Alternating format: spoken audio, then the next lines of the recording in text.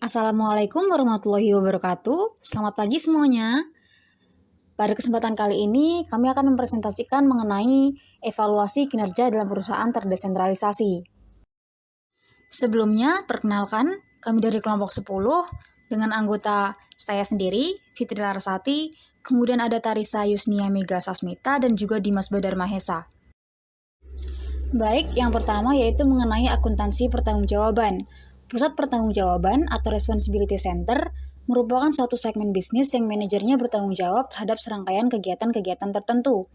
Kemudian akuntansi pertanggungjawaban atau Responsibility Accounting adalah sistem yang mengukur berbagai hasil yang dicapai oleh setiap pusat pertanggungjawaban menurut informasi yang dibutuhkan oleh para manajer untuk mengoperasikan pusat pertanggungjawaban. Jenis-jenis pusat pertanggungjawaban ada 4. Yang pertama yaitu pusat biaya atau cost center, yang kedua pusat pendapatan atau revenue center, yang ketiga yaitu pusat laba atau profit center, dan yang keempat yaitu pusat investasi atau investment center. Tanggung jawab juga mencakup akuntabilitas. Akuntabilitas secara tidak langsung mencerminkan pengukuran kinerja, yang berarti bahwa hasil aktual dibandingkan dengan hasil yang diperkirakan atau dianggarkan.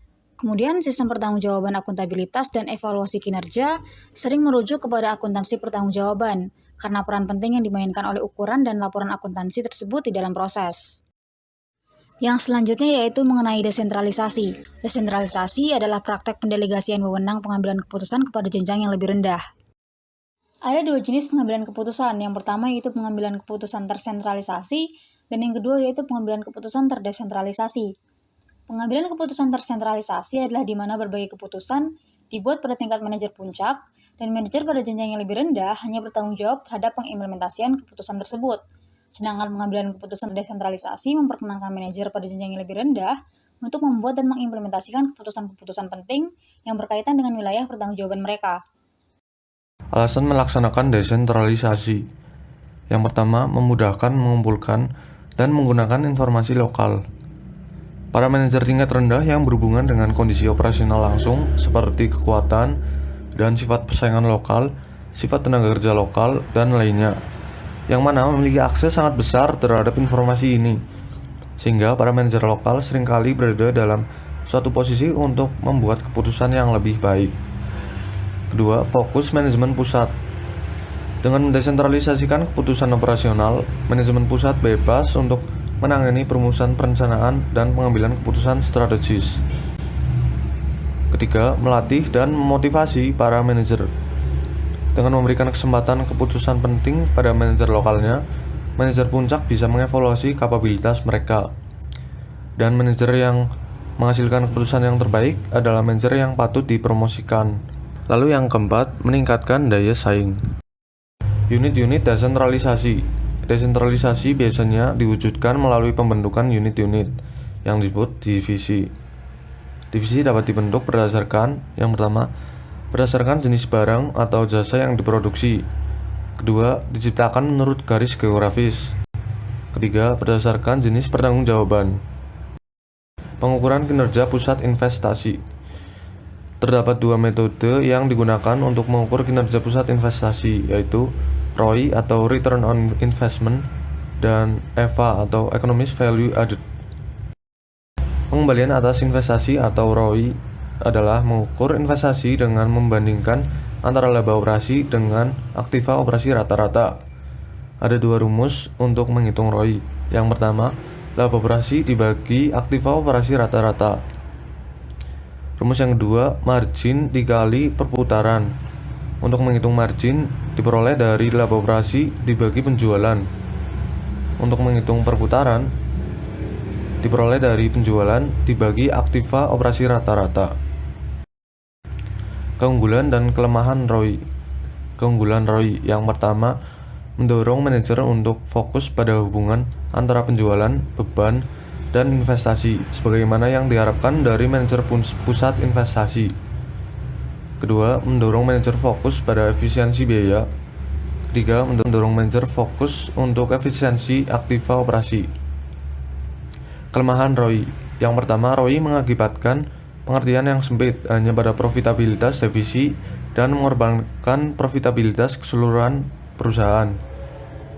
Kedua, ROI mendorong manajer terfokus pada kepentingan jangka pendek dan mengorbankan kepentingan jangka panjangnya. Laba residu atau EVA adalah selisih antara laba bersih operasional setelah pajak dikurangi total biaya modal terpakai.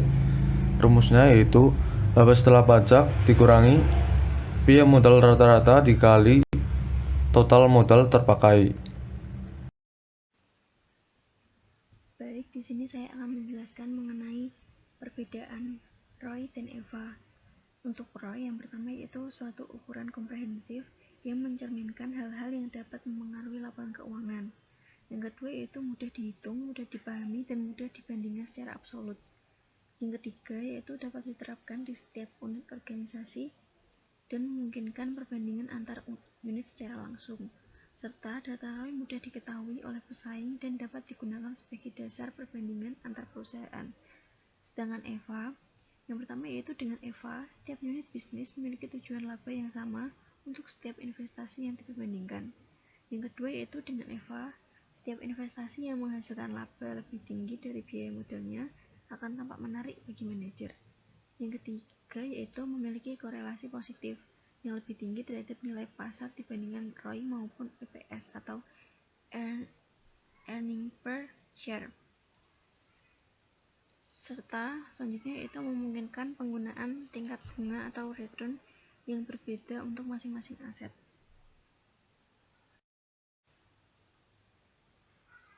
Pengukuran dan penghargaan kinerja atau kompensasi manajemen. Yang pertama yaitu kenaikan gaji, yang kedua yaitu bonus berdasarkan laba, yang ketiga opsi saham, dan yang terakhir yaitu kompensasi non-keuangan. Penetapan harga transfer atau transfer pricing. Harga transfer yaitu harga yang ditagihkan untuk barang yang ditransfer dari satu divisi ke divisi yang lain.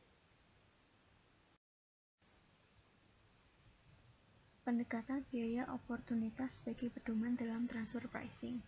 Ada dua yaitu harga transfer minimum dan harga transfer maksimum.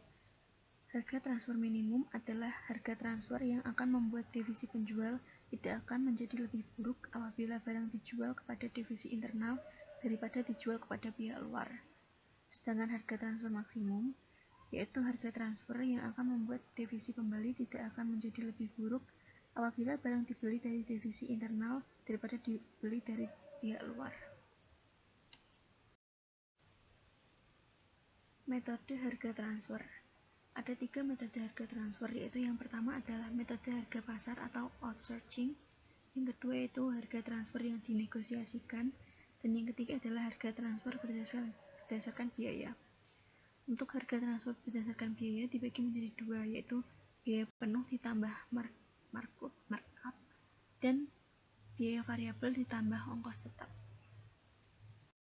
Sekian yang dapat kami sampaikan. Apabila ada kekurangan maupun kesalahan, kami mohon maaf. Wassalamualaikum warahmatullahi wabarakatuh.